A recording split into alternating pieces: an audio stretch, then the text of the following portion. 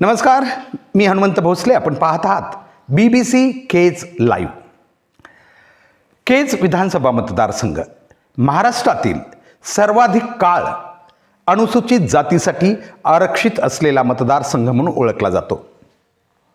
खरं तर जर पाहिलं तर या ज्या गोष्टीसाठी सामाजिक आरक्षण दिलं जातं राजकारणामध्ये, त्याचं थोडं वर्गीकरण जर आपण करत गेलं तर या पूर्ण काळामध्ये म्हणजे जवळजवळ 45 वर्षापासून अधिक काळ म्हणजे 50 वर्षाच्या जवळपास हा मतदारसंघ आरक्षित असतानासुद्धा या मतदारसंघातून नवबुद्ध म्हणा किंवा डॉक्टर आंबेडकर यांनी ज्या उद्देशानं हा मतदारसंघ रिझर्व्ह असले पाहिजेत हे अपेक्षा व्यक्त केली होती, त्या समूहाला इथून एक अपवाद वगळता मी सांगितलं फारसं प्रतिनिधित्व भेटलेलं आपल्याला दिसत नाही. माझं स्पष्ट आपल्याला म्हणणं असं आहे की महार आणि मांग या समुदायांना या मतदारसंघामध्ये संधी मिळाली नाही आणि हे करून मला वाटतं इथल्या समाजानं, या मतदारसंघातील सर्वच समाजानं आणि राजकीय पक्षांनीसुद्धा आपण जातीवादी आहोत याच्यावर स्वतःच शिक्कामोर्तब करून घेतलेला आहे. तो विषय खूप मोठा आहे, त्याला आपण नंतर चर्चा करू. सध्या पुन्हा एकदा हा मतदारसंघ शेवटचा राखीव असल्याचं बोललं जातं आहे. कारण का, ही टर्म कदाचित या मतदारसंघाची शेवटची असणार आहे राखीव असण्याची. यानंतर तो खुला प्रवर्गासाठी कदाचित असणार आहे, कारण डिलिमिटेशनची तारीख देशाच्या केंद्रीय निवडणूक आयोगानं जाहीर केलेली असल्यामुळं कदाचित हा शेवटचा काळ असेल हा मतदारसंघ राखीव असण्याची. त्यामुळं अर्थातच या मतदारसंघामध्ये आपल्याला संधी मिळावी यासाठी अनेक उमेदवार सध्या रिंगणात आहेत. मी आत्ता आपल्याला सांगितलं तसं पाहिलं तर गेली काही दशकं या मतदारसंघावर अपवाद वगळता मुंद्रा परिवाराची एक हाती सत्ता राहिलेली आहे. मात्र त्यानंतरच्या काळात आत्ता आपल्याला म्हटल्याप्रमाणे आता ही शेवटची संधी पाहून अनेक उमेदवार रिंगणात येण्याची शक्यता आहे.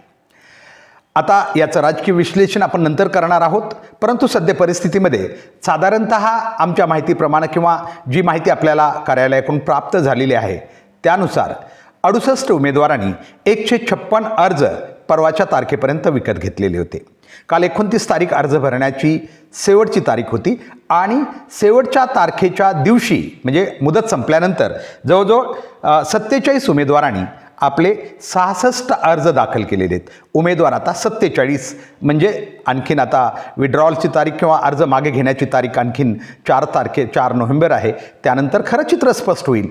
परंतु तरीही नेमके कोण आहेत ते उमेदवार जे या मतदारसंघामधून इच्छुक आहेत हे आपल्याला पाहावं लागेल. कारण ही लोक पहिल्यापासूनच या मतदारसंघात इच्छुक आहेत, परंतु राजकारण सोपं नाही आहे. म्हणत त्यांना कधी संधी मिळाली नव्हती.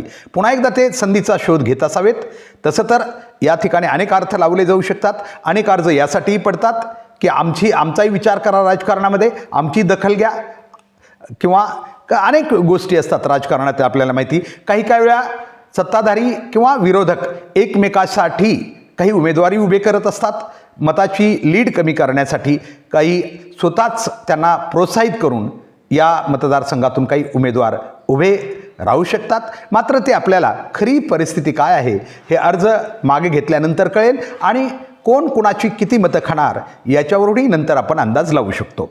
मात्र आत्ता आपल्या माहितीसाठी एकूण 47 उमेदवार जे आहेत ज्यांनी एकूण आपले काही जणांनी 1-2 अर्ज भरलेले असू शकतात, त्यामुळं 47 उमेदवाराकडून 66 अर्ज केज विधानसभा मतदारसंघ जो अनुसूचित जातीसाठी आरक्षित आहे त्यांच्यासाठी भरण्यात आलेले आहेत काल 29 तारखेपर्यंत. याच्यातली नावं थोडीशी आपल्याला माहिती असावीत या 47 उमेदवारांची, कारण या सर्वांनी इच्छा व्यक्त केली तर हे आहेत कोण हे मतदारसंघातील लोकांना माहिती व्हावं म्हणून या ठिकाणी मी त्यांची नावं सांगतोय. या अर्ज भरणाऱ्यामध्ये आहेत अनंत विश्वनाथ गायकवाड, नमिता अक्षय मुंद्रा, सतीश काशीनाथ पटेकर, पृथ्वीराज शिवाजी साठे, रमेश रघुनाथ गालफाडे, अलका प्रभाकर साळुंके, अनिल मसू डोंगरे, आशिष अशोक भालेराव, अशोक भागोजी थोरात, अशोक धोंडीबा सोनवणे, अशोक लक्ष्मण इचके, असरत भगवान लोंढे, जीवन श्रीपती गायकवाड, काळुंके विलास रामभाऊ, साहस पंढरीनाथ आदोडे, शीतल महादेव रोकडे, शिरीष मुरलीधर कांबळे, बालाजी मुकुंद ओथळे, बळीराम शंकरराव सोनवणे, दीपाली भारत हंगे, ज्ञानेश्वर लक्ष्मण कांबळे, हिराबाई दीपक कांबळे, जाधव मनीषा, जयश्री पृथ्वीराज साठे, जयश्री गोरख वाघमारे, काशीनाथ विश्वनाथ साबणे, लहू महादेव बनसोडे, मधुकर दगडू काळे,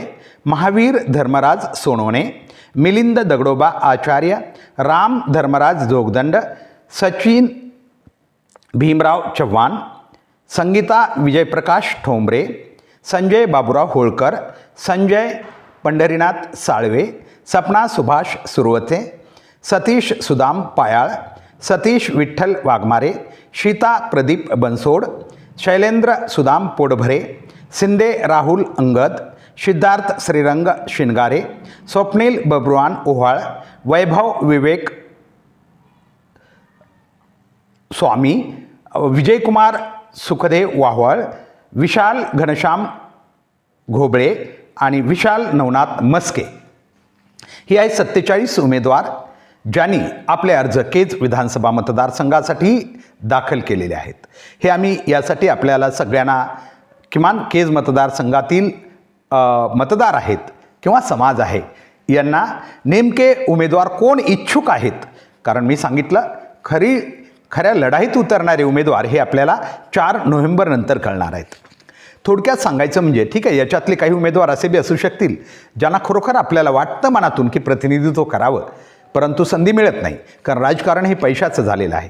राजकारण समाजानंच अशा ठिकाणी नेलेलं आहे की नाही त्यासाठी एवढं असावंच लागतं तरच त्याने यावं, अशा प्रकारची एक मानसिकता समाजानंच निर्माण केल्यामुळं सामान्य माणसाला मतदारसंघातून संधी मिळणं अवघड बनलेलं आहे.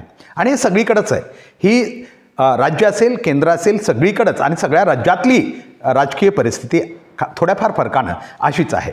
तरीसुद्धा काही आशावाद निर्माण होत आहेत. काही मतदारसंघामध्ये लोकांनी निश्चित काही निर्णय बदललेले आहेत. किती पैशावान किंवा किती ताकदवान उमेदवार असला तरी त्याला डावलून लोकांनी अनेक ठिकाणी बदल बी केलेला आहे.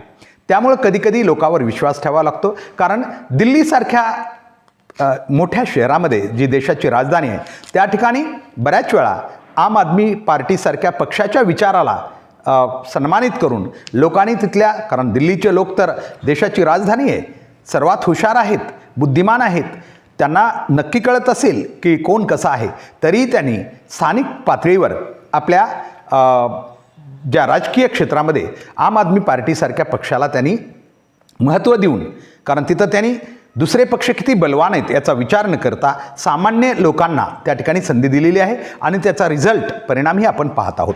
तसंच कदाचित महाराष्ट्रातही होईल, परंतु त्यासाठी बराचसा काळ बी जावा लागतो. सध्या मात्र केज विधानसभा मतदारसंघात चुरस निर्माण होण्याची शक्यता आहे. मात्र याच्यात मतदारसंघानं किंवा मतदारसंघातील लोकांनी जागृत होणं गरजेचं आहे की कुणी कुणाला उमेदवारी दिलेली आहे. बऱ्याचशा राजकीय पक्षांनी काही अपक्ष उमेदवार अगदी रसद पुरवून या ठिकाणी उभे केलेले आहेत आणि लोकांच्या नजरेत आहेत. त्याची टीकाटिप्पणी होणारच आहे ना. आम्ही सुद्धा अशा प्रकारे जिथं शंका येणार आहे आणि जिथं हे स्पष्ट होणार आहे, केवळ शंका घेऊन नाही पण स्पष्ट होणार आहे की या ठिकाणी अशा प्रकारची रसद या पक्षाकडून या लोकांना दिली जाऊ शकते.